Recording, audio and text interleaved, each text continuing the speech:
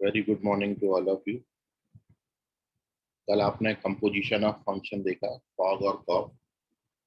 आज उस पर एक दो क्वेश्चन मैं आपको बता रहा हूँ। एक क्वेश्चन आपको होमवर्क में देंगे और फिर अपन आज इनवर्स ऑफ फंक्शन डिस्कस करेंगे। किसी फंक्शन का इनवर्स कैसे फाइंड करेंगे उस पर अपना डिस्कशन है आज। सर कल के क्वेश्चन के आंसर्स क्या क्वेश्चन दिया? ऑड एंड इवन वाले। ओके, तो जो आपको पहला फंक्शन दिया था वो 2022 वाला वो फंक्शन इवन है। लॉग वाला फंक्शन ऑड है और एफ एक्स बराबर 1 प्लस ई पावर एक्स स्क्वायर अपॉन ई पावर एक्स, ये इवन है और फोर्थ भी इवन है। मतलब केवल सेकंड फंक्शन जो आपको दिया था वो ऑड है, जो लॉग वाला है, और बाकी सारे जो हैं वो इवन फंक्शंस के एग्जांपल्स। बाकी सब इवन है, केवल लॉग वाला ऑड है।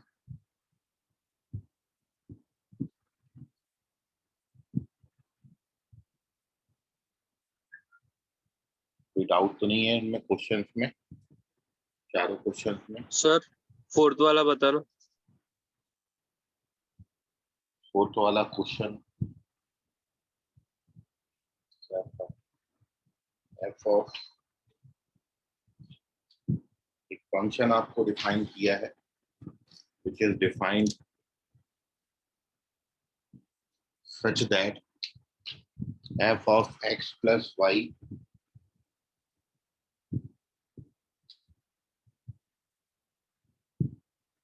plus f of x minus y is equals to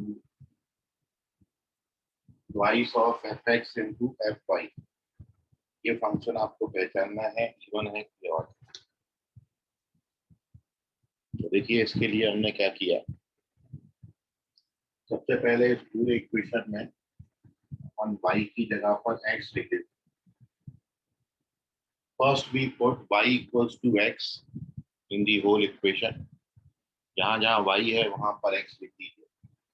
So therefore this becomes f of 2x, this becomes f of 0, this becomes f of x और f of x मतलब f of x का square। This is equation number 1। And now we put y की जगह पर minus, क्योंकि odd function या even function check करने के लिए हम f of minus x check करते हैं। तो y की जगह पर माइनस x लिखते हैं।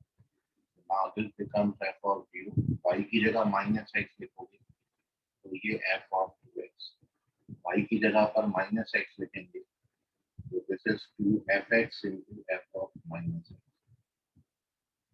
And from first and second equation,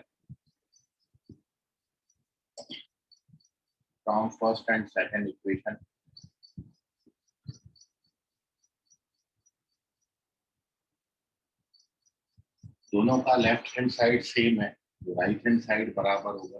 मतलब ट्वाइस ऑफ एफ एक्स का square, it is 2 times of F x into F of minus x. तो एक 2 कैंसिल हो जाता है, एक एफ एक्स कैंसिल हो जाएगा।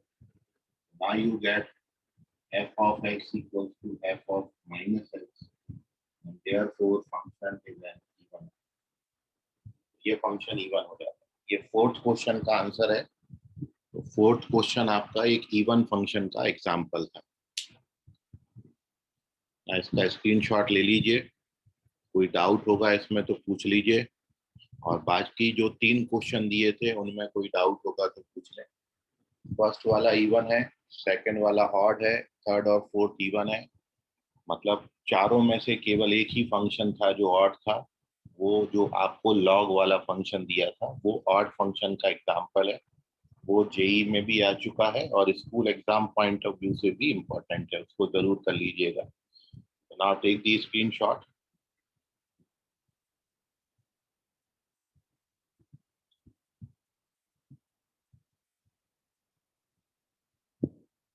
चलिए, और कोई डाउट तो नहीं है ना उनमें? Okay,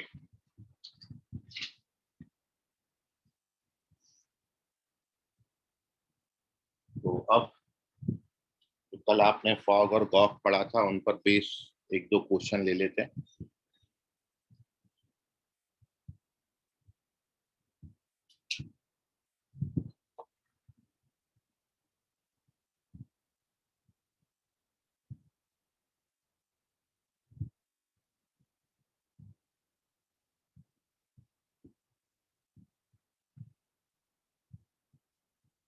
So our next question is, एक हमने फंक्शन डिफाइन किया है, late gx is equal to 1 plus x minus greatest integer of x, and function fx is defined such that the fx का वैल्यू हम 1 ले रहे हैं जब x पॉजिटिव है, 0 जब x 0 है, और -1 जब x नेगेटिव। ये हमने दो फंक्शन gx और fx डिफाइन किए। देन फॉर ऑल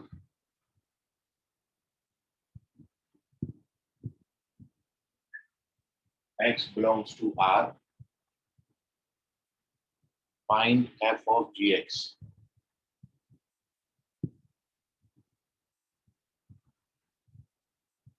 तो हमको f of gx का वैल्यू निकालना, तो बहुत ही इजी सवाल है ये।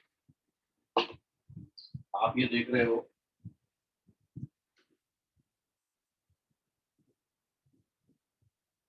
ये क्वेश्चन में जो gx फंक्शन अपन को दिया है, सॉल्यूशन देखेंगे इस क्वेश्चन का। इस क्वेश्चन में जो आपको gx गिवन सॉल्यूशन, सबसे पहले अंदर वाले फंक्शन से शुरुआत करता हूँ। तो आप यदि आप gx को देखें तो gx आपको 1 plus x minus greatest integer x है, और यू नो दैट यदि किसी नंबर में से उसका इंटीजर पार्ट हटा दिया जाए तो वो फ्रैक्शनल पार्ट फंक्शन होता है। तो ये 1 प्लस फ्रैक्शनल पार्ट फंक्शन है, और 1 प्लस फ्रैक्शनल पार्ट फंक्शन है, और सिंस वी नो दैट कि फ्रैक्शनल पार्ट फंक्शन का जो रेंज होता है वो 0 से लेके 1 तक होता है। फ्रैक्शनल पार्ट फंक्शन की रेंज है ये 0 to 1, और 0 to 1 किसी नंबर में जब मैं 1 को ऐड करूंगा तो ये क्वांटिटी हमेशा पॉजिटिव है, मोर देन 0। सो देयरफॉर हमारा जो gx हो गया, gx इज ऑलवेज पॉजिटिव। अब यदि किसी पॉजिटिव नंबर पर आप f की डेफिनेशन देखो, f का डेफिनेशन है कि पॉजिटिव नंबर पर अप्लाई करोगे तो 1 आता है, 0 पर अप्लाई करोगे तो 0 आता है, नेगेटिव नंबर पर अप्लाई करोगे तो -1 आता है। इस तरीके से हमको f डिफाइन किया था। हमने देखा कि हमारी ये जो क्वांटिटी gx है, ये gx हमारी positive I. So therefore by the definition of f, जब मैं इस फंक्शन पर f अप्लाई करूंगा तो f ऑफ gx का जो वैल्यू है वो 1 आ जाएगा, और इसका रीजन ये है कि gx पॉजिटिव है, और f की डेफिनेशन ये है कि पॉजिटिव नंबर पर अप्लाई करो तो 1 देता है। तो इसलिए f वो g ऑफ x का वैल्यू इस क्वेश्चन में 1 हो जाएगा, ये फॉग का वैल्यू 1 हो जाएगा। तो नाउ टेक दी स्क्रीनशॉट। ये आज का क्वेश्चन था, हमने कल आपको फॉग और गॉफ बताए। सो इनडायरेक्टली हमको फॉग पूछा था, तो फॉग ना पूछ के f ऑफ gx पूछ लिया था, इसकी जगह f ओ gx भी लिख सकते हैं। f ओ gx जब लिखेंगे तो पहला स्टेप यही होगा, अपन उसको f ऑफ gx लिखेंगे। अब अपन को यहाँ पर gx को देखना है कि gx कैसा आ रहा है, पॉजिटिव, नेगेटिव की 0, क्योंकि f हमको इस तरीके से डिफाइन किया, इसलिए पहले मैंने gx की वैल्यू निकाली और ओवरऑल हमने देखा कि gx पॉजिटिव आ गया। अब मैं यदि किसी पॉजिटिव नंबर पर f अप्लाई करूंगा तो bye the definition of f we get our value 1. So answer of this question is 1. Now take the screenshot. Moving on to the next page. और आपने जो लास्ट दो टॉपिक अभी तक पढ़े हैं वो हैं इवन और ऑड फंक्शन, और दूसरा composition of function. So even और ऑड फंक्शंस की आपने कुछ 4-5 प्रॉपर्टीज लिखी हैं, और उसमें एक प्रॉपर्टी और डिस्कस करना रह गया था, और वो इस कारण रह गया था क्योंकि हमने फॉग और गॉफ पढ़ना था। अब मैं फॉग और गॉफ और इवन ऑड फंक्शन की प्रॉपर्टी को मिला के एक और प्रॉपर्टी आपके सामने रख रहा हूँ। तो पेज नंबर 3 पर अपन चल रहा है। और in this page here we discuss the property of even and odd function with composition of function.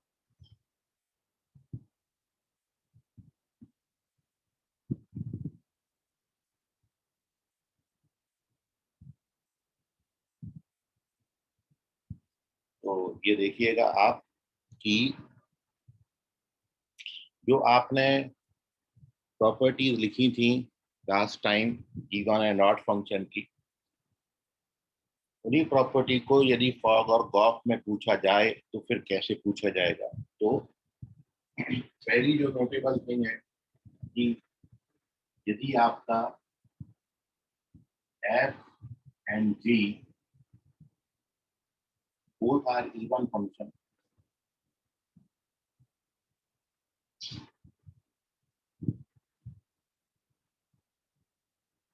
then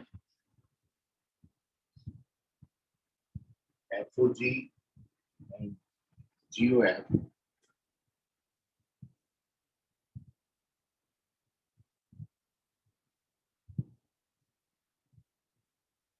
fog और गॉफ दोनों भी इवन होते। मतलब इवन फंक्शन का इवन फंक्शन के साथ कंपोजिशन किया जाए, चाहे वो कंपोजिशन FOG हो चाहे वो कंपोजिशन GOF हो, तो वो जो कंपोजिट फंक्शन बनेगा it is also an even function. मतलब composition of two even function is also an even function. ये हमारी प्रॉपर्टी हो गई, composition of two even function is an even function. ठीक है, तो इस एक प्रॉपर्टी को मैं वेरीफाई कर रहा हूँ। जैसे मैं इसको वेरीफाई कर रहा हूँ, आप देख लीजिए ऐसे 4 रिजल्ट हैं टोटल। मैं एक रिजल्ट को बहुत अच्छे से एक्सप्लेन कर रहा हूँ, बाकी 3 रिजल्ट भी आप ऐसे ही एक्सप्लेन कर सकते हो, समझ सकते हो। ठीक है, सो यहाँ प्रॉपर्टी हमारी ये होगी, दैट मीन्स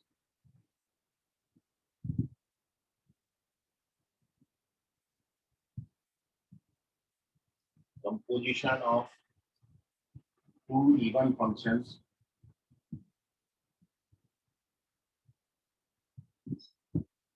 is also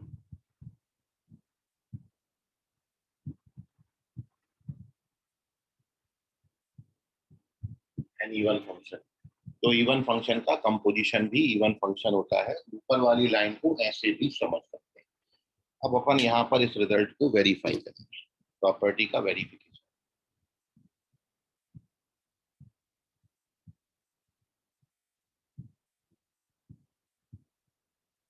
देखिए, इवन चेक करना हो या फिर ऑड चेक करना हो, हमेशा हम एफ ऑफ माइनस एक्स लेते हैं, और एफ ऑफ माइनस एक्स लेके हम ये चेक करते हैं कि एफ एक्स आ रहा है कि माइनस ऑफ एफ एक्स आ रहा है।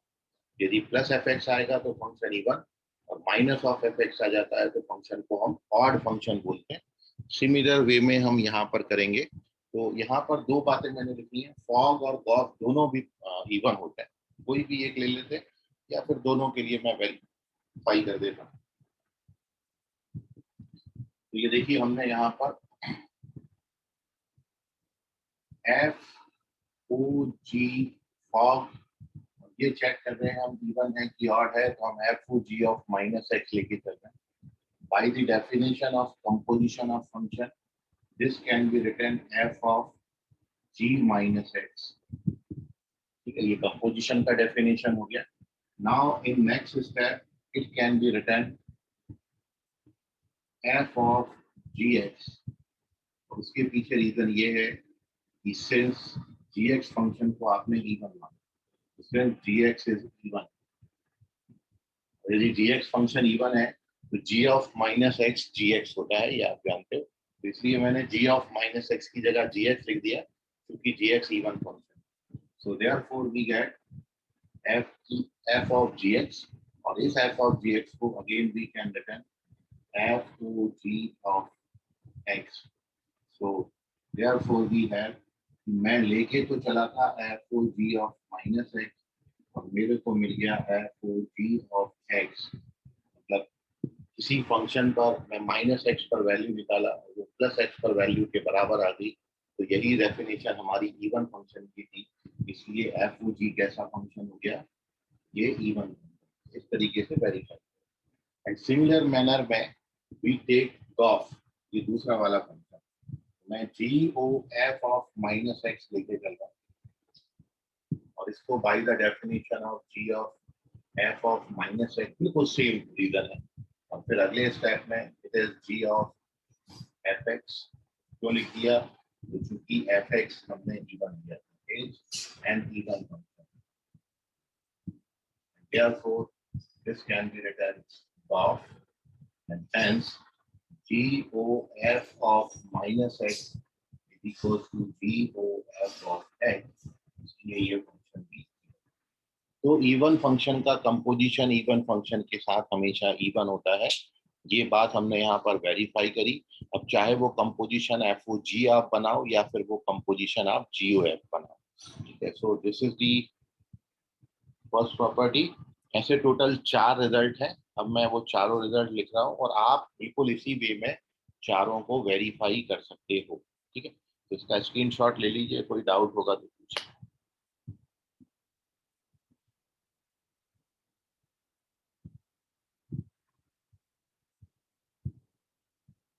चलिए पेज नंबर 4 पर तो चारों प्रॉपर्टी को एक साथ लिख देते हैं। आपको किसी भी को वेरीफाई करने में या प्रूफ करने में कोई दिक्कत जाएगा तो आप उसको पूछ लीजिएगा।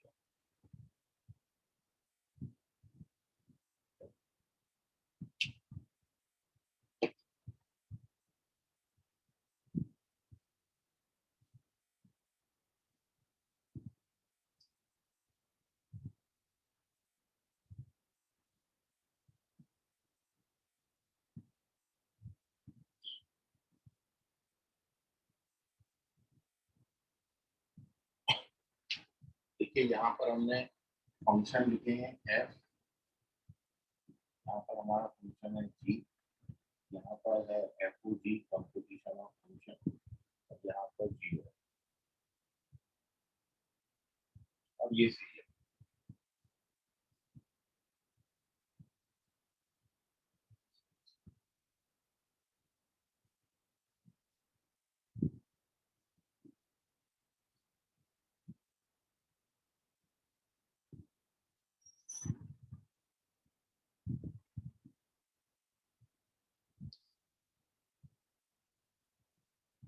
टोटल 4 रिजल्ट ही हैं और 4 में से भी एक रिजल्ट मैं सबसे पहले वाला आपको अभी वेरीफाई करा चुका हूँ।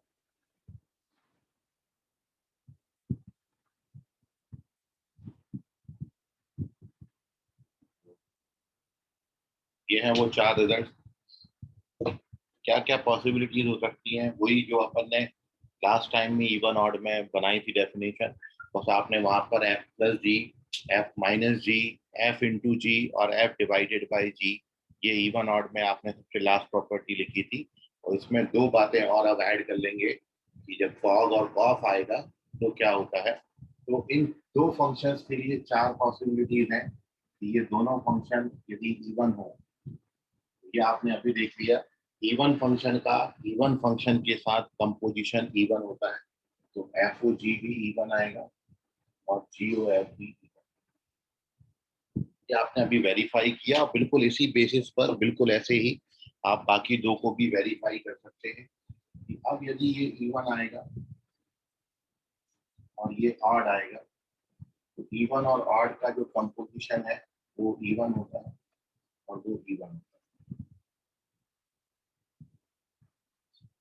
यदि ऑड आएगा ये और ये इवन आएगा, तो फिर ये कंपोजिशन ऑफ फंक्शन इवन होता है और इवन होता है। लास्ट पॉसिबिलिटी कि जब ये फंक्शन भी आपका ऑड हो जाए और ये फंक्शन भी ऑड हो जाए, तब ये ऑड बनता है और ये भी। अब ये टेबल आपको बड़ी इजीली याद हो जाएगी। इसमें केवल एक ही रिजल्ट है कि ऑड फंक्शन का ऑड फंक्शन के साथ कंपोजिशन ऑड होता है, बाकी सारे केसेस में हमेशा कंपोजिशन ऑफ फंक्शन इवन होता है। चाहे दोनों फंक्शन इवन रहे या एक इवन एक ऑड रहे, हमेशा कंपोजिशन इवन रहेगा। Composition of 2 odd function is odd function. In all other cases composition of function is always even, ठीक है। और आप वो मैंने पहला रिजल्ट वेरीफाई किया, बिल्कुल ऐसे ही आप तीनों को वेरीफाई करने की कोशिश करें, तीनों वेरीफाई हो जाएंगे बचे हुए। इसका स्क्रीनशॉट ले लीजिए। कोई डाउट होगा तो पूछ लीजिए। यह है कंपोजिट फंक्शन एफओजी, फॉग और गॉस, और साथ में इवन और ऑड की प्रॉपर्टीज को मर्ज करके एक नई प्रॉपर्टी हमने बना दी, जो कि इवन ऑड की भी प्रॉपर्टी है और जो कि कंपोजिशन ऑफ फंक्शन की प्रॉपर्टी ही है। ठीक है, अब यहीं पर एक क्वेश्चन मैं आपको दे रहा हूँ, ये आपके लिए कंपोजिशन ऑफ फंक्शन पर बेस्ड क्वेश्चन है, जो लास्ट कल की क्लास में आपने पढ़ा था। कंपोजिट फंक्शन पर एक क्वेश्चन दे रहा हूँ, ठीक है, इसका सॉल्यूशन आप ढूंढिए, ये क्वेश्चन होमवर्क में।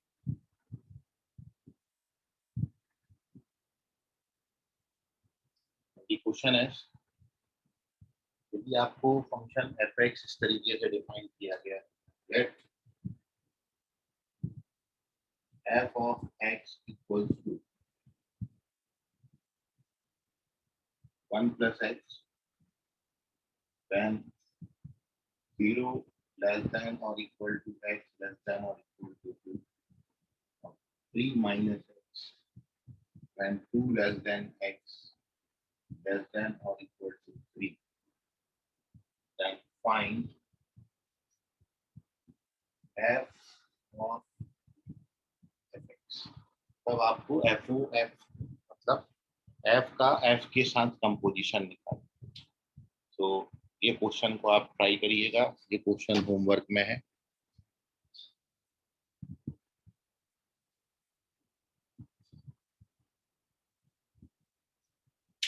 अब इसका स्क्रीनशॉट ले लीजिए और आज अपन अब नया टॉपिक शुरू करते हैं, which is called inverse of any function. जैसा आपको कल भी बताया था, आपको इसके बाद एक चैप्टर पढ़ना है which is inverse trigonometric function, और वहां पर हम केवल ट्रिग्नोमेट्रिक फंक्शन का इनवर्स निकालना सीखेंगे। But here inverse of function में हम हर तरीके के फंक्शंस का इनवर्स निकालना सीखेंगे। ठीक है, so moving on to page number 5, और नेक्स्ट हेडिंग है inverse of function.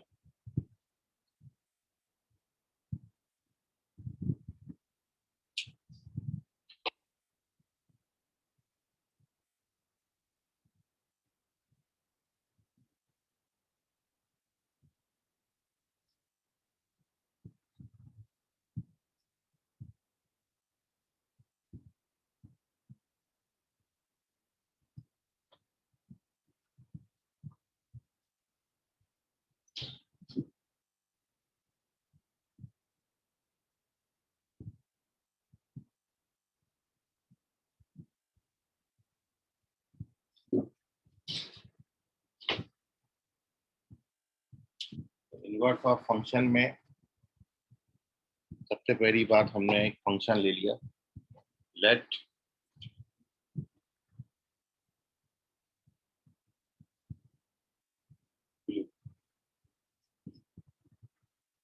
let f is function from a to b,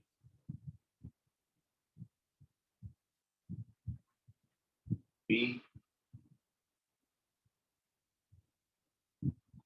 bijective mapping, b is bijective mapping defined such that y बराबर fx for all x belongs to domain of the function f, then there exists unique function g from b to a defined such that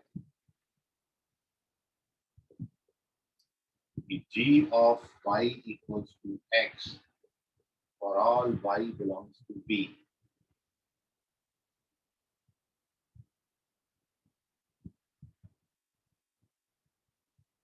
This function g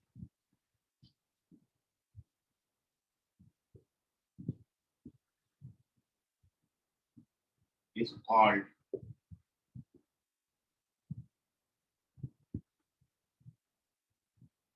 inverse of function f and is denoted by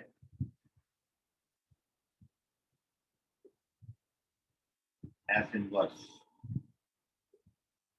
Therefore, G बराबर F inverse. ये है inverse function का definition. दुनिया में कोई भी function आ जाए, उसका इनवर्स निकालने के लिए सबसे पहली और सबसे जरूरी बात है कि वो फंक्शन आपका ए से बी पर एक बाइजेक्टिव मैप। ये सबसे इंपॉर्टेंट वर्ड। हर फंक्शन का इनवर्स नहीं निकल सकता है। इनवर्स केवल उन्हीं फंक्शंस का निकलेगा जो मैपिंग्स आपकी बाइजेक्टिव मैपिंग। बाइजेक्टिव मैपिंग आप समझते हो, ऐसी मैपिंग जो 1-1 भी हो और ऑन-टू भी। आप जानते हो टोटल फंक्शंस को हमने 4 कैटेगरी में डिवाइड किया है, 1-1 on-to, 1-1 into, many 1 on-to, many 1 into. ये 4 टाइप की मैपिंग है। इन 4 में से केवल इस एक कैटेगरी में, जो मैंने उस समय भी बताया था कि आगे हम 1-1 ऑन-टू को ही कंटिन्यू करेंगे। तो ये जो फंक्शन आपका इनवर्स, यदि किसी फंक्शन का एग्जिस्ट करता है, मतलब फंक्शन इन्वर्टिबल कब होता है? यदि किसी फंक्शन का इनवर्स एग्जिस्ट करे, हम उसको ये भी बोल सकते हैं कि फंक्शन इन्वर्टिबल। और फंक्शन इन्वर्टिबल तभी होता है जब वो एक बाइजेक्टिव मैपिंग हो, जब वो 1-1 ऑन-टू मैपिंग। और उसके पीछे का कारण ये है कि यदि मैं वो 4 मैपिंग आपके सामने रखूं, तो आप इसका खुद ही अंदाजा लगा सकते हो कि क्यों हम ऐसा बोल रहे हैं कि फंक्शन 1-1 ऑन-टू होना चाहिए।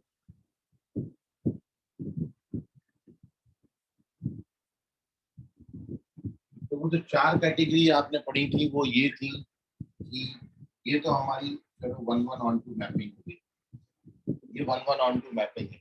सेट ए का एक एलिमेंट सेट बी के एक एलिमेंट से कनेक्टेड है, फंक्शन 1-1 हो गया। और there is no element in set B which is not associated with any element of set A. set B में कोई भी एलिमेंट ऐसा नहीं है जो set A से कनेक्टेड ना हो, इसलिए फंक्शन जो है हमारा 1-1 ऑन-टू मैपिंग। यही बाइजेक्टिव मैपिंग, यही मैपिंग जो है वो 1-1 ऑन-टू मैपिंग। बाकी यदि आप इस मैपिंग की बात करेंगे तो इसको मैं 1-1 इनटू मैपिंग बना देता हूँ। 1-1 इनटू में ये होता है 1-1 के लिए सेट ए का एक एलिमेंट सेट बी के एक एलिमेंट से कनेक्टेड है, लेकिन सेट बी में ये 3 एलिमेंट छूट गए। सेट बी में इन 3 एलिमेंट की सेट ए में कोई प्री इमेज नहीं मिल रही, इसलिए ये फंक्शन 1-1 तो है बट ये ऑन टू नहीं है, ये इनटू मैपिंग। उसके बाद अपन एक मैपिंग बना लेते हैं जो कि many one on to mapping. This mapping is many one on to mapping, क्योंकि सेट ए का एक से ज्यादा एलिमेंट सेट बी के एक एलिमेंट से कनेक्टेड है, इसलिए फंक्शन मैनी वन है। और बी में कुछ भी छूटा नहीं, इसलिए ये ऑन टू मैपिंग। तो ये many one on to mapping. और एट दी लास्ट ये हमने यहाँ पर मैनी वन दिया और साथ में हमने सेट बी में कुछ एलिमेंट छोड़ भी दिए। अब ये जो मैपिंग है ए से बी पर, ये मैनी वन है और साथ में इनटू मैपिंग। कोई भी फंक्शन आप बनाओगे, ये 4 कैटेगरी है और इन 4 में से केवल और केवल जब मैपिंग आपकी 1-1 ऑन-टू होगी तभी इनवर्स एग्जिस्ट करेगा। केवल इस केस में इनवर्स एग्जिस्ट करता है, यहाँ पर इनवर्स का एग्जिस्टेंस होते ही नहीं है। यदि फंक्शन इन 3 कैटेगरी में से कोई सा है तो फिर वो इन्वर्टिबल नहीं होगा, तब उसका इनवर्स एग्जिस्ट नहीं करेगा। इनवर्स के एग्जिस्टेंस के लिए फंक्शन 1-1 ऑन-टू होना जरूरी है, मतलब बाइजेक्टिव मैपिंग होना चाहिए। और अब आप ये क्लियरली समझ सकते हैं कि यदि f a से b पर डिफाइंड है कोई फंक्शन, तो इसका जो इनवर्स होता है वो b से a पर डिफाइंड होता है। ये देखिए, ये g जो हो गया, g जो है वो b से a पर डिफाइंड, मतलब यदि f a से b पर डिफाइंड है तो उसका इनवर्स b से a पर डिफाइंड होगा। मतलब b से a पर डिफाइंड होने का मतलब वो भी एक फंक्शन होना चाहिए।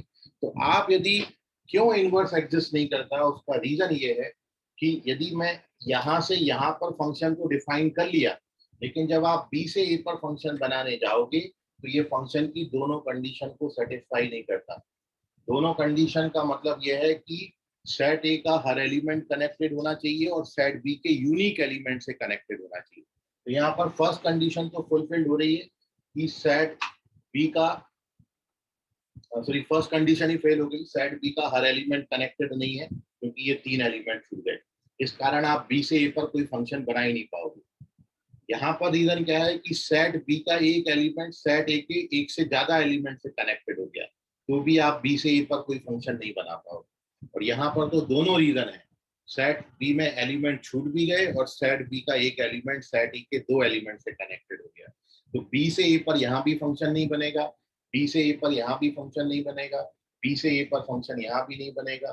केवल ये एक कैटेगरी है 1 1 on 2 जहाँ पर आप ए से बी पर भी फंक्शन बना सकते हो और बी से ए पर भी फंक्शन बना सकते हो। तो केवल इनवर्स का डायरेक्शन चेंज हो जाने के कारण, इनवर्स बी से ए पे डिफाइन हो जाने के कारण केवल और केवल 1 1 on 2 मैपिंग का इनवर्स मिलेगा। बाकी सारे केसेस में हम बी से ए पर फंक्शन ही नहीं बना पाते, इसलिए इनवर्स एग्जिस्ट नहीं करता। इसलिए function should be 1 1 on 2, bijective mapping होना चाहिए। तो यदि f बाइजेक्टिव मैपिंग है और इस तरीके से डिफाइंड है तो देयर एग्जिस्ट यूनिक, याद रखें ये वर्ड भी इंपॉर्टेंट है, एक और केवल एक फंक्शन ऐसा, मतलब किसी फंक्शन का जो इनवर्स होता है वो यूनिक होता है, मतलब एक फंक्शन का इनवर्स एक से ज्यादा नहीं मिलेगा।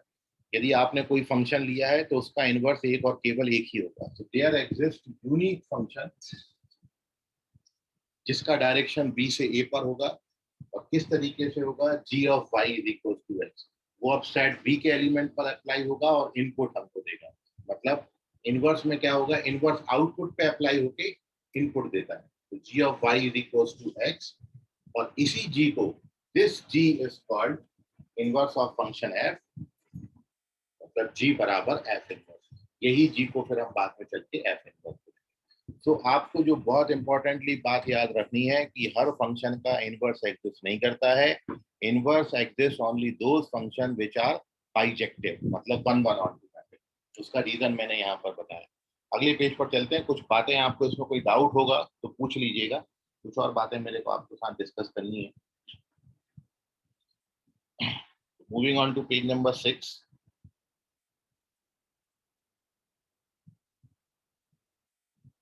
स्क्रीनशॉट ले लो इसका।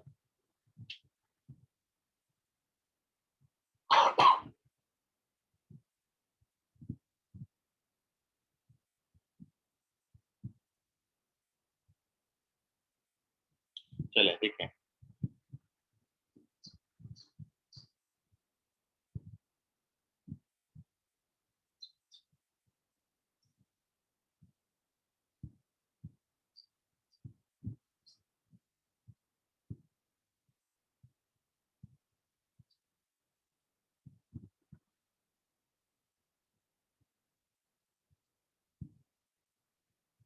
तो अभी आपने एक लाइन लिखा था कि g ऑफ y बराबर है। तो एक बात याद रखें, यदि किसी फंक्शन का इनवर्स एग्जिस्ट कर रहा है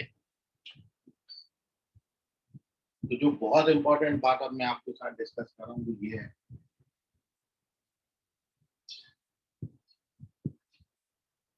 यहाँ पर ऊपर लिख दिया कि f इज इन्वर्टिबल।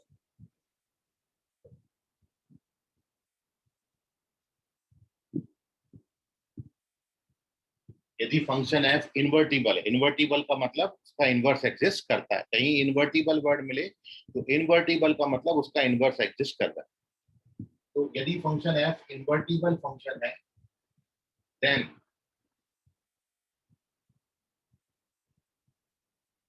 y बराबर fx implies x बराबर f इनवर्स y। और यदि ऐसा है तो आप इसको ऐसा करें। यदि फंक्शन f का इनवर्स एग्जिस्ट कर रहा है तो मेरे को y बराबर fx दिया है और उसका इनवर्स एग्जिस्ट कर रहा, तो फिर अपन ये f को इस y पर अप्लाई कर देंगे तो f इनवर्स y बराबर क्या हो जाएगा, x।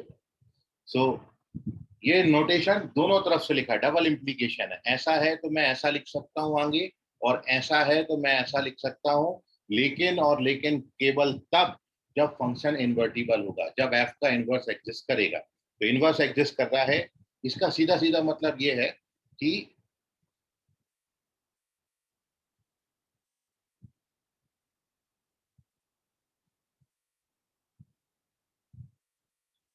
यदि एफ का डायरेक्शन आपका यहां से यहां पर है और मैं एफ को एक्स पर अप्लाई करूंगा, तो मेरे को आउटपुट जो है वो पाई मिलेगा।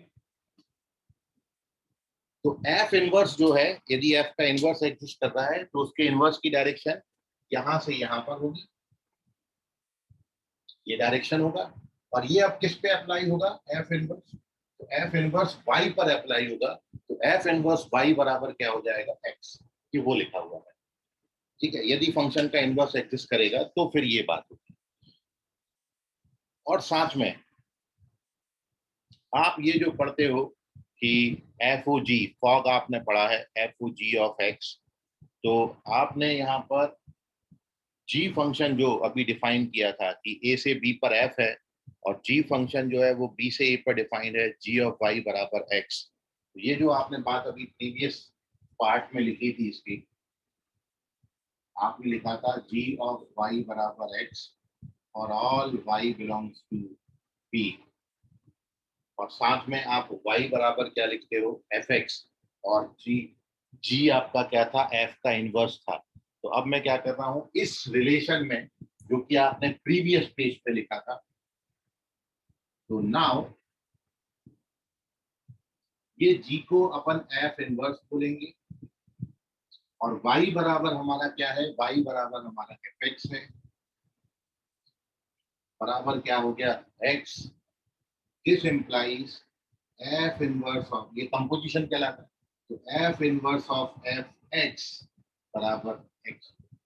इस लाइन का मतलब क्या है, इस लाइन का मतलब ये है कि जब मैं किसी फंक्शन पर उसके इनवर्स को अप्लाई करूंगा तो हमेशा वो आइडेंटिटी फंक्शन बनेगा, मतलब जो इनपुट होगा वही आउटपुट आएगा।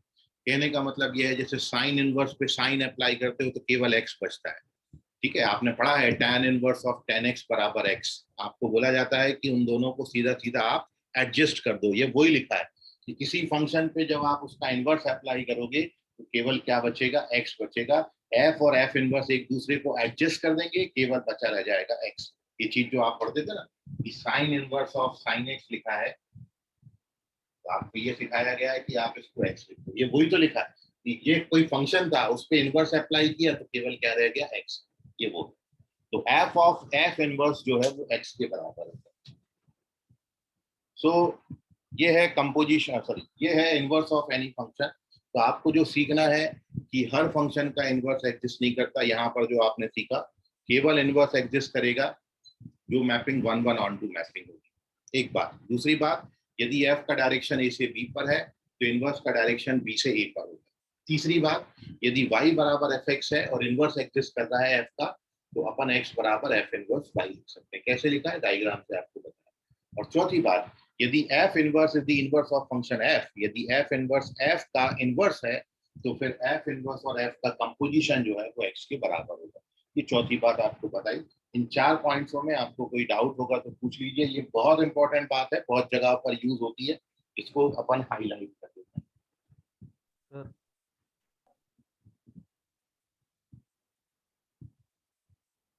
और एक बात और आप यहाँ पर देख लें, क्योंकि अब ये जो दो है ये इंटरचेंज हो जाते हैं, मतलब एफ यदि यहाँ से यहाँ पर डिफाइंड है तो एफ इनवर्स यहाँ से यहाँ पर डिफाइंड होगा। और इसी कारण ये बात भी बड़ी इंपॉर्टेंट है कि जो डोमेन ऑफ फंक्शन एफ है, जो एफ का डोमेन है, वो अब रेंज ऑफ क्या बन जाएगी, एफ इनवर्स, है ना। ये फंक्शन ए जो है वो फंक्शन एफ का डोमेन, तो एफ इनवर्स का ये क्या बन गया, रेंज बन गया। एंड सिमिलरली जो रेंज ऑफ फंक्शन एफ है, it is domain of function F inverse. दोनों एक दूसरे से इंटरचेंज हो जाते हैं, क्योंकि ए बी की जगह पर अब बी ए हो गया, तो डोमेन रेंज को, रेंज डोमेन को इंटरचेंज करता है। इसलिए फंक्शन का डोमेन फंक्शन के इनवर्स की रेंज के बराबर होगा, और फंक्शन की जो रेंज है वो फंक्शन के इनवर्स के डोमेन के बराबर। इसको आप इजीली समझ सकते हैं। इसका स्क्रीनशॉट ले लीजिए, कोई डाउट होगा तो पूछिए। सर हाँ बोलिए। Sir F inverse of F एक बार बताओ। क्या बोले? F inverse of F. F inverse of F, यदि किसी फंक्शन पर आप उसका इनवर्स अप्लाई करोगे तो हमेशा दोनों एक दूसरे को एडजस्ट कर देते हैं। या आप अभी तक बहुत बार अप्लाई करते आए हो, लेकिन this is the first time जब अपन इसको वेरीफाई कर रहे हैं। तो हमने ये प्रीवियस रिजल्ट में लिखा था, एक्चुअली हमने क्या किया है कि एफ ए से बी पे डिफाइन किया, फिर हमने एक और फंक्शन जी लिया था जो बी से ए पर डिफाइन किया था, जिसमें अपन ने लिखा था जी ऑफ वाई बराबर एक्स, और बाद में जी को हमने क्या बोल दिया था, इनवर्स ऑफ एफ। तो जी बराबर हमने एफ इनवर्स लिखा था, ये प्रीवियस पेज पे सब कुछ किया। तो वहां पे जी वाई बराबर एक्स था, उस जी की जगह पर हमने एफ इनवर्स, और वाई की जगह पर हमने क्या लिख दिया, एफ एक्स। तो ये बन गया F inverse of F x. और आप ये जानते हो ये भी एक फंक्शन है, ये भी एक फंक्शन है। तो फंक्शन पर जब फंक्शन को अप्लाई करेंगे तो इन दोनों का कंपोजिशन बन जाता है। तो ये बन गया एफ इनवर्स ऑफ एफ। तो एफ इनवर्स ऑफ एक्स बराबर क्या आ गया, एक्स। तो इनडायरेक्टली इसको समझना आपको ऐसा है, किसी फंक्शन को उसका इनवर्स अप्लाई करोगे तो हमेशा केवल इनपुट पर बचा रह जाएगा एक्स। मतलब जैसे आप पढ़ते हो कि sine inverse of sine x बराबर एक्स, ये बिल्कुल वैसे ही लिखा है। समझ गया अंशु? हाँ सर। चलिए, तो अगले पेज पर चल रहे हैं पर take the screenshot, moving on to page number 7। और यहाँ पर मैं इस बात को एक एग्जांपल के थ्रू आपको वेरीफाई कर रहा हूँ, ठीक है, कि कैसे डोमेन और रेंज इंटरचेंज होते हैं। ये ऑलरेडी मैं आपको पहले पढ़ाया हूँ, डोमेन और रेंज मैंने इंटरचेंज करके आपको पहले ही बता दिए थे, लेकिन आपको बताया नहीं था कि वो दोनों फंक्शन एक दूसरे के इनवर्स हैं। आज उस राज का खुलासा कर रहे हैं और साथ में इस बात को वेरीफाई भी कर रहे हैं। तो moving on to page number 7, page number 7 में मैं आपको दो फंक्शन आपके सामने रख रहा हूँ।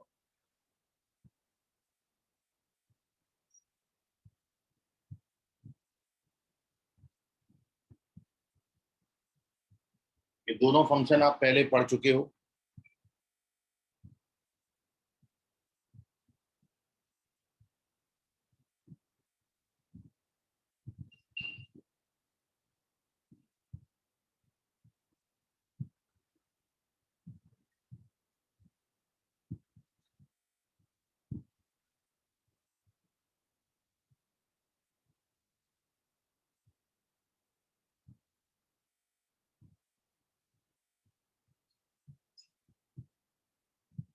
और मैं दोनों फंक्शन का डोमेन और रेंज लिख रहा हूँ।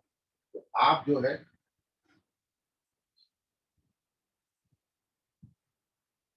ये दोनों फंक्शन को मैं पहले बता चुका हूँ, और वो फंक्शन आपके ये, पहला फंक्शन है हमारा एक्सपोनेंशियल फंक्शन, एफ एक्स बराबर ई पावर एक्स। और एक्सपोनेंशियल फंक्शन डिफाइन एवरीवेयर आपने पहले लिखा है। एफ एक्स फंक्शन का जो डोमेन आता है ई पावर एक्स का, it is set of real number. और एक्सपोनेंशियल फंक्शन की जो रेंज आती है, range of this function is 0 to infinity. अब आपने एक और फंक्शन इसी के साथ बनाया था, एफ एक्स बराबर log x. Log x function का जो डोमेन है आप जानते हो कि लॉग केवल पॉजिटिव रियल नंबर का ही डिफाइन है, और लॉग एक्स फंक्शन की जो रेंज होती है वो सेट ऑफ रियल नंबर। आप देख रहे हो यहाँ पर इन दोनों के डोमेन रेंज इंटरचेंज है। इसका जो डोमेन है वो इसकी रेंज है, और इसका जो डोमेन है वो इसकी रेंज है। डोमेन और रेंज इंटरचेंज हो गए। तो ये बात अपन ने पहले नहीं पढ़ी थी। ये तो पढ़ा है कि ई पावर एक्स और लॉग एक्स के डोमेन रेंज ये होते हैं, ग्राफ कैसे होते हैं वो भी आपने पढ़े। लेकिन अब मैं आपको बता रहा हूँ कि log x फंक्शन का इनवर्स ई पावर x होता है, और ई पावर x का इनवर्स log x होता है। मतलब exponential and logarithmic function are inverse function of each other. ये दोनों एक दूसरे के इनवर्स फंक्शन हैं। तो अब एक सवाल ये उठता है कि सर ये इसका इनवर्स कैसे हुआ, कैसे निकालेंगे, how we find inverse of any function. तो मैं अभी उस बात पे कूद रहा हूँ कि किसी फंक्शन का आप इनवर्स कैसे निकालते हो, ठीक है। लेकिन before finding the inverse of any function, पहले अपन उसको केवल डिफाइन किए हैं। मैंने अभी जो है उसकी डेफिनेशन आपको बताई। डेफिनेशन के साथ मैं धीरे धीरे उनकी खासियत का खुलासा कर रहा हूँ। तो पहली खासियत अब आपकी ये सामने आई है कि डोमेन और रेंज इनवर्स फंक्शन के और फंक्शन के इंटरचेंज हो जाते हैं। ठीक है, दूसरी खासियत मैं इनको ग्राफ प्लॉट करके इनका दूसरा क्वालिटी आपको बता रहा हूँ, और फिर अपन मेथड स्टेप सीखेंगे कि how we find inverse of any function. लेकिन पहले इन दोनों फंक्शन का एक ही ग्राफ पेपर पे ग्राफ प्लॉट करें।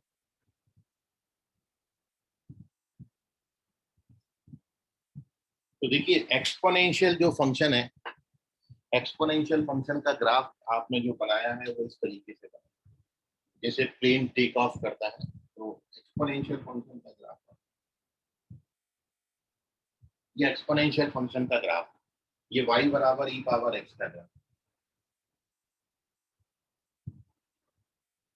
एक्सपोनेंशियल फंक्शन, और ये y एक्सिस को 0,1 पे इंटरसेक्ट करता हुआ, ये है एक्सपोनेंशियल फंक्शन। अब यदि आप लॉगरिथमिक फंक्शन को देखेंगे, तो जो ग्राफ ऑफ log x आपने बनाया है, log x का ग्राफ आपने,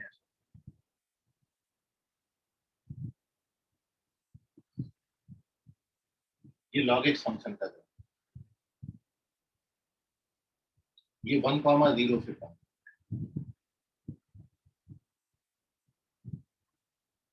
this is graph of y is equal to log x base e, इसको अपन नेचुरल लॉग ln x भी लिखते हैं, नेचुरल लॉग भी लिख सकते हैं ln x। ये दोनों फंक्शन के ग्राफ,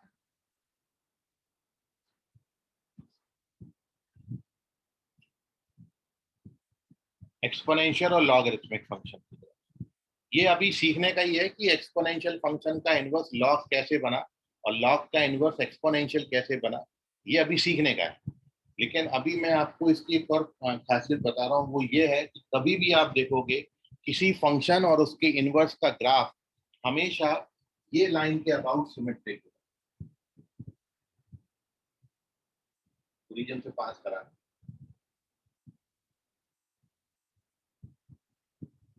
ये दोनों ग्राफ इस लाइन के अबाउट सिमेट्रिक है। मतलब ये इनवर्स फंक्शंस की खासियत होती है कि किसी फंक्शन का ग्राफ और उसके इनवर्स का ग्राफ हमेशा y बराबर x के अबाउट सिमेट्रिक होता है।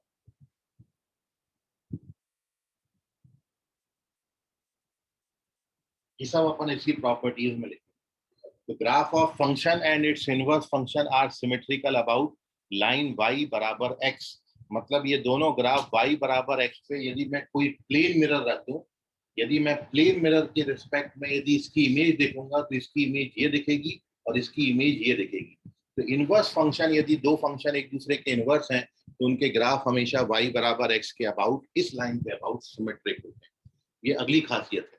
ठीक है, सो एक आपने ये पढ़ा कि किसी फंक्शन पर आप उसके इनवर्स को अप्लाई करोगे, मतलब किसी फंक्शन का उसके इनवर्स के साथ कंपोजिशन बनाओगे, तो हमेशा आइडेंटिटी फंक्शन बनता है। एक बात आपने ये सीखी। दूसरी प्रॉपर्टी आपने यहाँ पर ये सीखी कि डोमेन और रेंज इंटरचेंज हो जाते हैं। और तीसरी बात आपने ये सीखी कि फंक्शन और उसके इनवर्स के ग्राफ जो है वो लाइन y बराबर x के अबाउट सिमेट्रिक होते हैं। मतलब इनवर्स फंक्शन जो है, it is mirror image of given function with respect to line mirror y बराबर x। तो ये अगली खासियत है। अब अपना ये सवाल रह गया है कि किसी फंक्शन का आप इनवर्स कैसे फाइंड करते हैं। तो अगले स्टेप में, अगली पेज पर अपन उसको डिस्क्राइब करते हैं। First you take the screenshot of this page. कोई आपका सवाल होगा तो moving on to page number 8, and here we discuss how to find inverse of any.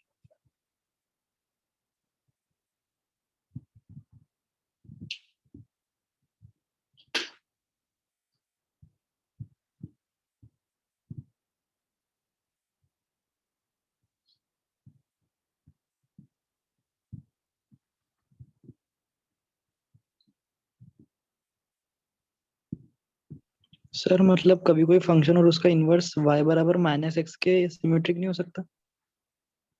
y बराबर x के अबाउट, लाइन y बराबर x के ही about symmetric okay. To find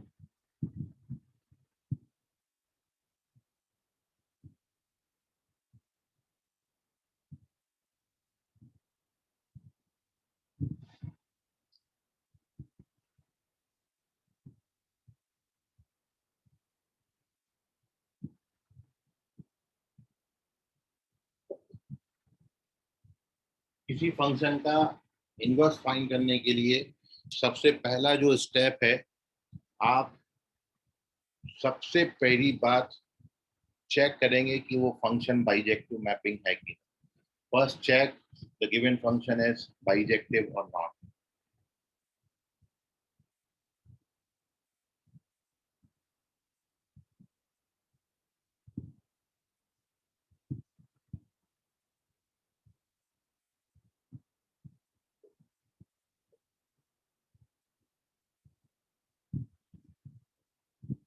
यदि बाइजेक्टिव हुआ तो आगे बढ़ना है, यदि फंक्शन बाइजेक्टिव ही नहीं हुआ तो इनवर्स ही एग्जिस्ट नहीं करेगा, इसलिए क्वेश्चन वहीं खत्म हो जाएगा।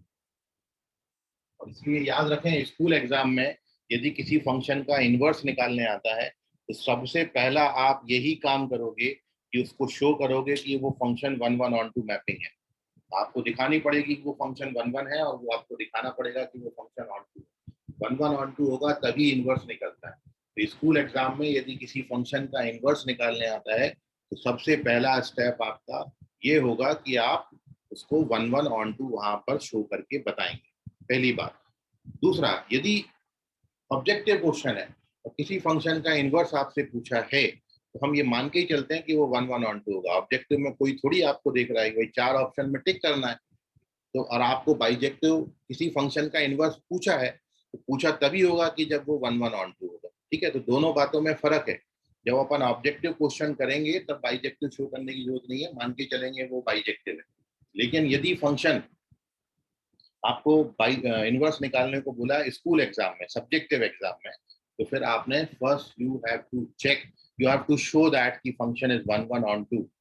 1-1-on-2 होगा तभी आगे की कार्यवाही शुरू होगी, 1-1-on-2 नहीं होगा तो वहीं इनवर्स रुक जाएगा। ठीक है, तो सबसे पहले चेक करिए कि फंक्शन बाइजेक्टिव मैपिंग है कि नहीं। पहला स्टेप कंप्लीट हो गया।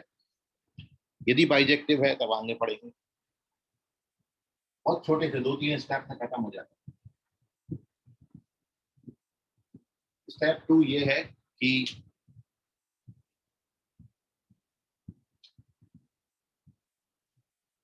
put fx equals to y and express x in terms of, और दूसरा स्टेप ये है कि उस फंक्शन में फिर fx की जगह पर y लिखेंगे और फिर x का वैल्यू y के टर्म्स में बनाएंगे। ये स्टेप बिल्कुल आपको याद आ रहा होगा, रेंज निकालते वक्त भी आपको यही बताया था। रेंज का और इनवर्स के ये स्टेप बिल्कुल कॉमन है। रेंज में भी आपने सबसे पहला स्टेप लिखा था fx बराबर y लिखिए, और दूसरा स्टेप आपने लिखा था find x in terms of y, ये दूसरा स्टेप लिखा था। और फिर रेंज निकालने में तीसरा स्टेप आपने लिखा था find those values of y where x defined, और यही जो y की वैल्यूज हैं वो रेंज बना देती थी। तो इनवर्स निकालते वक्त भी हमने सबसे पहले यही किया है कि fx की जगह y लिखा और x in terms of y बनाया। तो रेंज का और इनवर्स के इतने स्टेप्स कॉमन है। अब रेंज की थर्ड स्टेप अलग हो जाती है कि वहां पर अपन y की वो वैल्यू निकालते हैं जहां पर x डिफाइंड हो, और इनवर्स निकालने के लिए अब उससे भी ज्यादा इजी काम करना होता है। वहां तो अपन को y निकालना होता था जहां x डिफाइंड हो, यहां पर इतना लिखने के बाद तीसरा स्टेप बड़ा सिंपल सा स्टेप है और वो ये है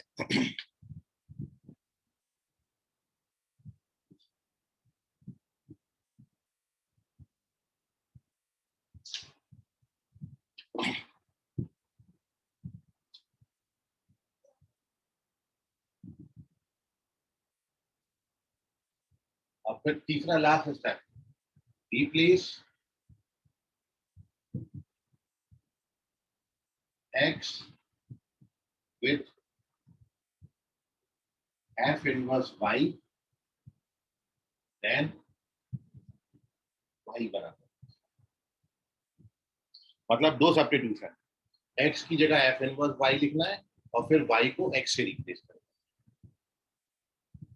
इतना करने के बाद भी गेट इनवर्स खत्म। तो रेंज तक के स्टेप बिल्कुल सेम है। रेंज के बाद जो तीसरा स्टेप वहां रेंज का बनता है, वहां y निकालते हैं x को डिफाइन करने के लिए, और यहाँ पर क्या करते हैं, यहाँ पर सिंपली x की जगह f इनवर्स y लिखो और लिखने के बाद पूरा फंक्शन y के टर्म्स में आ जाता है, फिर y की जगह x लिखो। So we get inverse of any function. ये जितने स्टेप मैंने लिखे हैं इसको मैं आप करके दिखा रहा हूँ एक क्वेश्चन में, तो आप और ज्यादा अपने आप को कनेक्ट कर पाएंगे इससे। जैसे मैंने क्वेश्चन दिया है,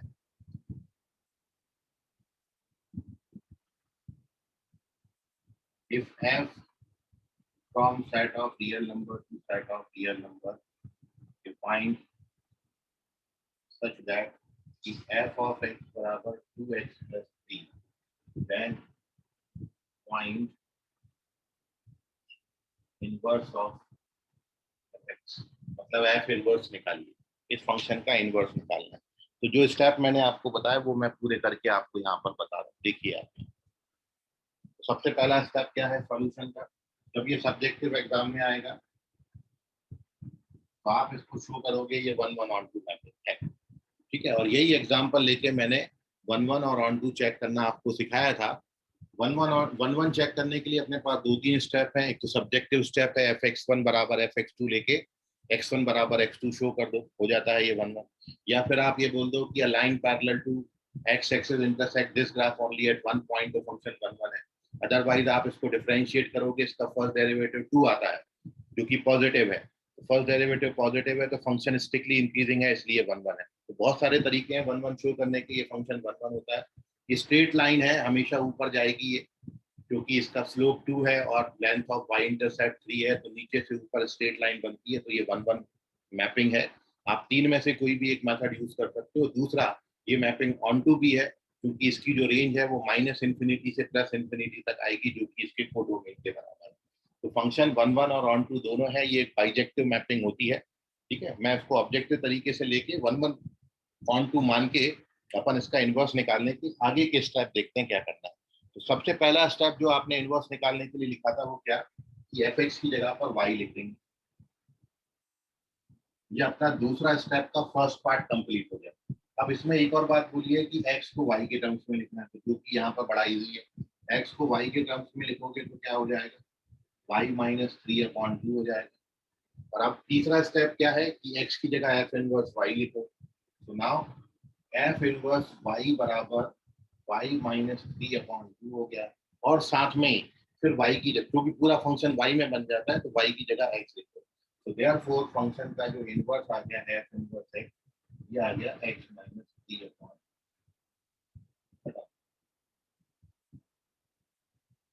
अब आप देख लो कि ये इनवर्स है कि नहीं, ये तो सही आएगा ही। वैसे तो मैं आपको ये बता दूं कि जैसे आपने यहाँ पर x की जगह 1 डाला और फंक्शन अप्लाई किया, तो 1 की इमेज क्या बनेगी, 2 1 या 2 + 3, 3 बनेगी 1 की इमेज। अब आप यदि इस 3 पर f इनवर्स अप्लाई करोगे, मतलब x की जगह पर 3 डालेंगे,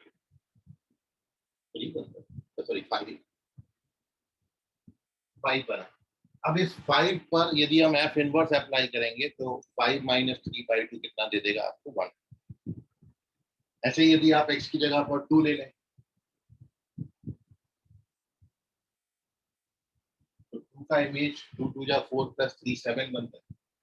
अब यदि आप यहाँ पर 7 डाल लें तो ये 2 से कनेक्ट हो जाएगा। तो ये है इनवर्स, इस तरीके से डिफाइन किया है। तो इनवर्स के बहुत इजी स्टेप्स हैं, बस सब्जेक्टिव एग्जाम में जब आएगा तो फिर आपने 1 1 ऑन टू पहले उसको शो करना पड़ेगा। 1 1 ऑन टू शो करने के बाद बाकी के स्टेप बड़े इजी हैं, और जो स्टेप्स हैं बिल्कुल रेंज जैसे हैं, इसलिए आप बहुत लंबे समय तक याद रख सकते हो रेंज को और इनवर्स को। इन दोनों के स्टेप बिल्कुल कॉमन है। पहला स्टेप ये है कि fx की जगह y लिखना है, दूसरा स्टेप उसमें x को y के टर्म्स में लिखना है, और फिर वहाँ रेंज निकालते वक्त हम y की वो वैल्यू निकालते थे जहां पर x डिफाइंड हो, और यहाँ पर रेंज निकालने के लिए यहाँ पर इनवर्स निकालने के लिए हम क्या करते हैं, x की जगह f इनवर्स y और फिर y को x से रिप्लेस करते हैं। We get the inverse of any function. So now take the screenshot. कोई डाउट होगा तो पूछ लो।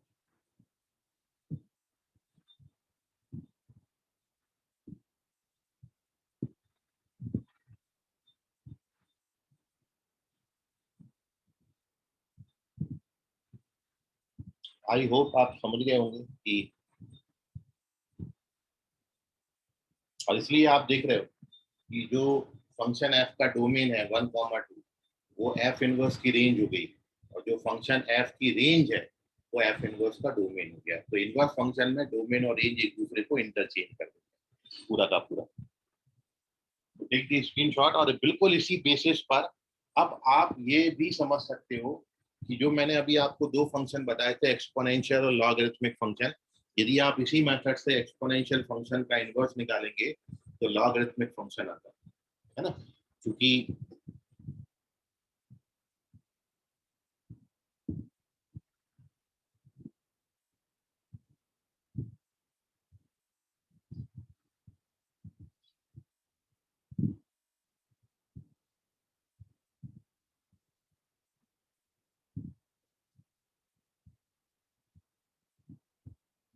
आपने ये पढ़ा है कि यदि मैं फंक्शन ई पावर एक्स ले लूं, एफ एक्स बराबर ई पावर,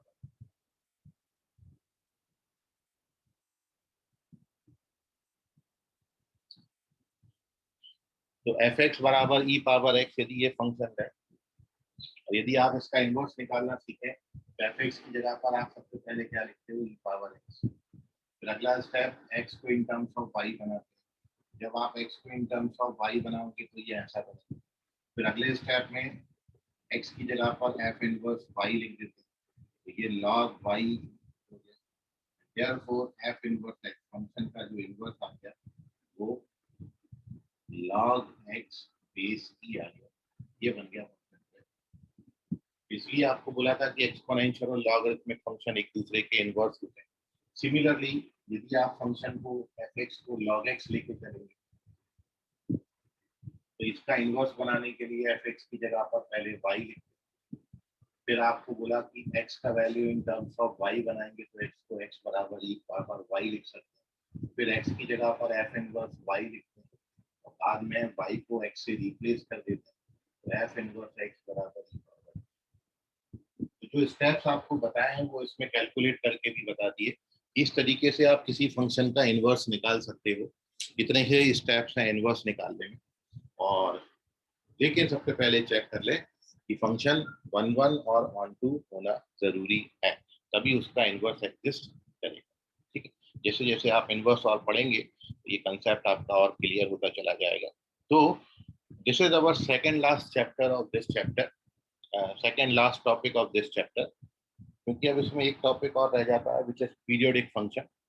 ठीक है, सो अगली क्लास में हम इनवर्स फंक्शन पर कुछ क्वेश्चन और करेंगे। ठीक है, कुछ जो क्वेश्चन कॉम्पिटिटिव एग्जाम में इनवर्स कराए वो मैं आपके सामने रखूंगा, और साथ में अपन पीरियोडिक फंक्शन शुरू करेंगे। सो अगले एक दो लेक्चर में अपन ये फंक्शन का चैप्टर खत्म करके अपना अगला चैप्टर शुरू करेंगे। तो इसका स्क्रीनशॉट ले लीजिए, बाकी करेंगे अगली क्लास में। तब तक के लिए गुड नाइट, बाय, शब्बा खैर, शुभ रात्रि, ऑल ऑफ, बाय एवरीवन।